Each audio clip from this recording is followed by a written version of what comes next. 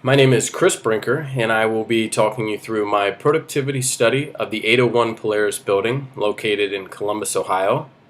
This study was done for construction productivity class in the fall 2014 semester at ASU. Today I'm going to go through the general project background information as well as the different methods used in order to collect the data for the productivity study, and then from that data look into areas of improvement, and then at the end the general conclusions associated with those results. The 801 Polaris building is a 270 unit 4-story mid-rise complex with a parking garage located in Columbus, Ohio. The rough cost associated to build the project is $26 million. It began at the beginning of April 2013 and will be wrapping up at the end of this year. Kaufman Development's the owner-developer from Columbus, Ohio. Thompson Thrift from Terre Haute, Indiana is the general contractor, and Humphreys Partners Architects from Dallas, Texas designed the building. The different methods used at the project in order to study the productivity was activity sampling, which involved walking around the site 3 times per day for a total of 5 days, and I would study each worker for an instant and group whatever they were doing into one of the 7 direct work categories, which were direct work, preparatory and instructions, tools and equipment, material handling, waiting, travel, and personal. I recorded a total of 819 total observations that week. The other method was the crew balance and 5-minute rating study, in which I studied the exterior envelope subcontractor who was installing the Hardybacker paneling. There were a total of 6 workers involved in this process. I studied it for 5 cycles, and each cycle was 12 minutes.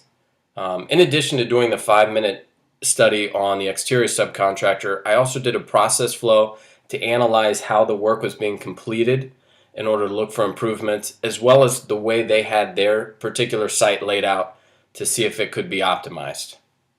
The results showed that the direct work percentage was just under 42%, which is a little less than the average project, and the 2 areas that I noted that could be improved were preparatory and instruction and personal.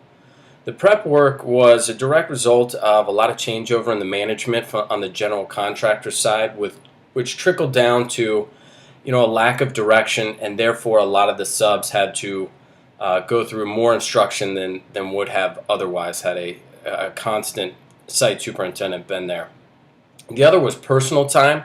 The site was located right next to a CVS pharmacy, so a lot of the workers would constantly go over there outside of break and lunch times. This could have been resolved by more direct supervision, as well as potentially a site fence.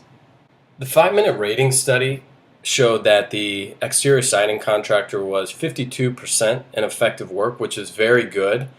But still there were 2 areas for improvement. One, the cutter involved in the process was constantly busy, whereas the transporter who moved the panels was not. If the transporter would be trained in order to help assist with some of the more basic cuts, it could really help the efficiency even more so. Another way would be to improve the layout. Currently, or as it was set up, the 2 cutting stations were spread apart and the material storage in the middle, so they would have to walk around it constantly. Had they moved the material out a bit further and moved the cutting stations together, it would have cut down on significant travel time. The largest factor affecting productivity on this site was the turnover in personnel in the office and on the site for the general contractor. It resulted in a lot of inconsistencies on the project, and therefore the subs didn't have the direction they needed, which resulted in a lot of rework, stacked trades, no collaboration, low morale on the project.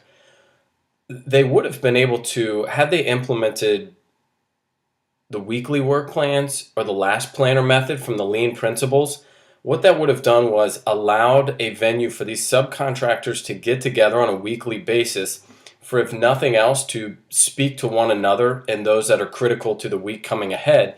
And so that with the turnover in the general contractor's office, the subs were still on board, at least within themselves, and could have helped complete this project in a much more efficient manner.